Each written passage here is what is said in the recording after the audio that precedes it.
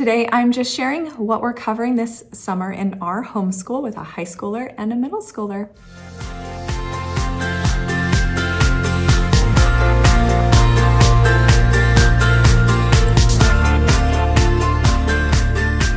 If you don't know me, my name is Crystal Wiley. I am the founder and creator of CM Simple Studies. It's an award-winning Charlotte Mason homeschool curriculum. And we just go through living beautiful books piece by piece, and the guides are made simple so that A, it doesn't cost you a lot of money to print it at home, and B, because I wanted ways to simplify my own homeschool. We have a brand new Simple Study. It's mainly grades 5 and up, and it's called Simple Studies Money and Economics.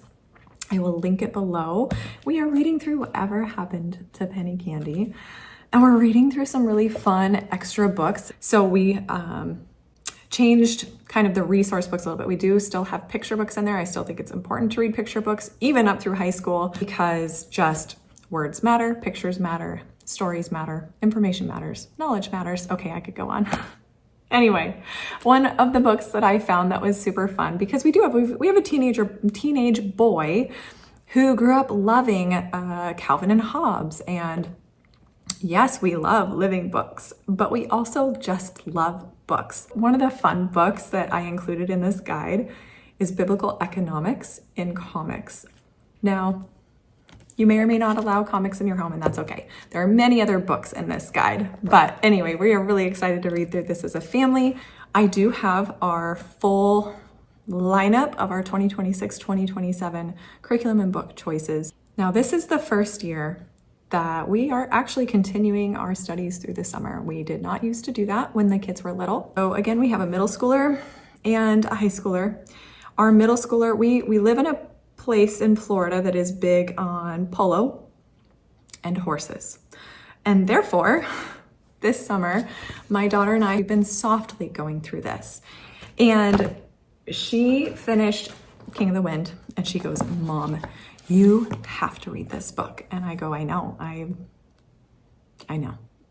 need to read this book. So I'm probably halfway through. I read a lot of books, but this guide does have a lot of beautiful things. I wouldn't say I opened the guide a whole lot. We just grabbed the books and are reading them. Obviously, Marguerite Henry is the author of most of them, so I'll just kind of show you those. These are all linked below. We have used these guides before. They're great.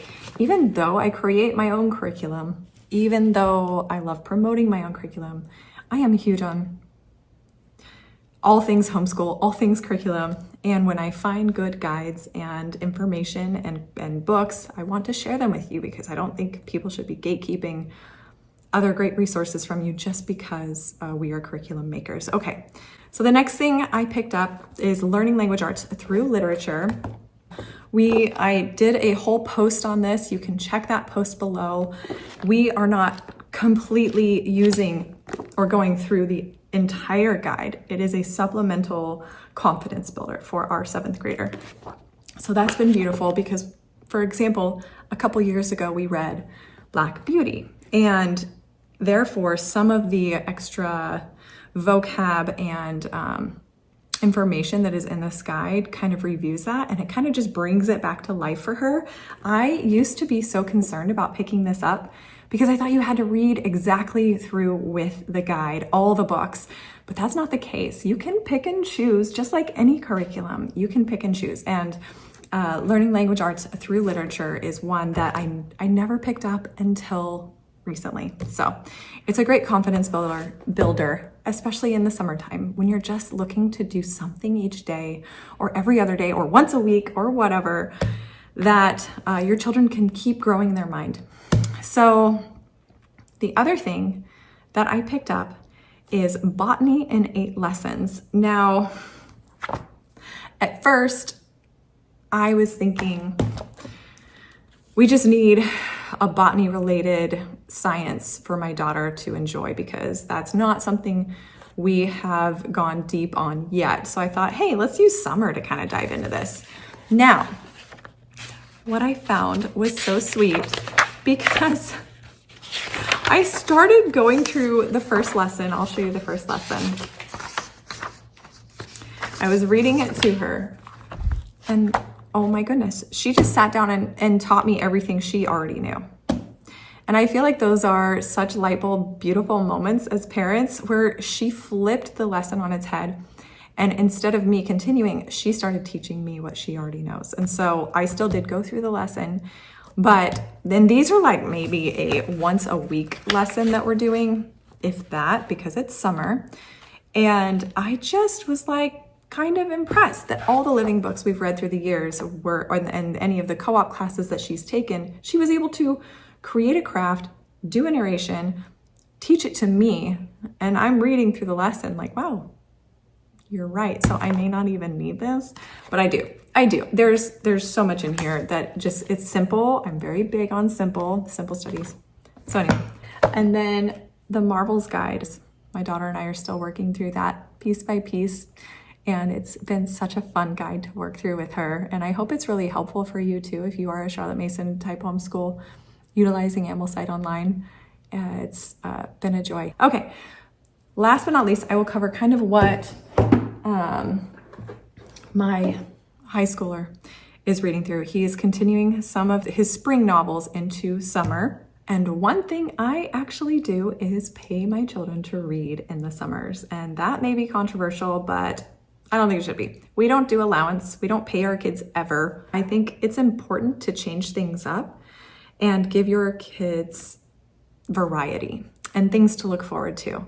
So for us, it's something that we do. You probably do something completely different, and that's great. I don't want to say this without the caveat that we pay them to read all the way through certain novels, but those novels come out of a basket that I have pre-chosen. And the other best part is that these novels are not lesson oriented. They're fun novels, kind of summer reads. Anyway, so my high schooler and I are almost done with The Great Divorce and discussing that. He is almost done. Let's see, I don't know where he's at, but he's reading The Great Gatsby. Almost done with that one. And we're still going through the Odyssey together. I think sometimes, a lot of times these videos, people will share things and then you think they finished them and then they've moved on. Like they present all these other things they're doing and you're like, wow, you read through all of those other books already? No. A lot of times people put them down, put them aside, pause halfway through. Sometimes a lot of books are finished, but not all of them. So I just want to give you that comfort that when people put out videos, to just take a lot of that with a grain of salt. Sometimes it takes people, children, students, parents, time, 6 months to get through a book. And I don't think anybody should feel ashamed or criticized or feel that that something's wrong with them if they're going slower than whoever else's video is out there. So my son is also doing math each day this summer. And that is so probably by the end of his next high school year, this will be complete. A lot of people, like with geometry, he did Saxon geometry. We ended shortly before the guide was complete because I knew there was going to be review in this one. If you made it this far, I am giving a fireside chat at the CMI Faithfully Present Conference later this July. It's called Building Community the Charlotte Mason Way, opening the door to families inspired by Mason's vision, even if they don't follow it perfectly. That would be us. So if that's you too, I would love to see you there. I would love to meet you. And thanks for being here.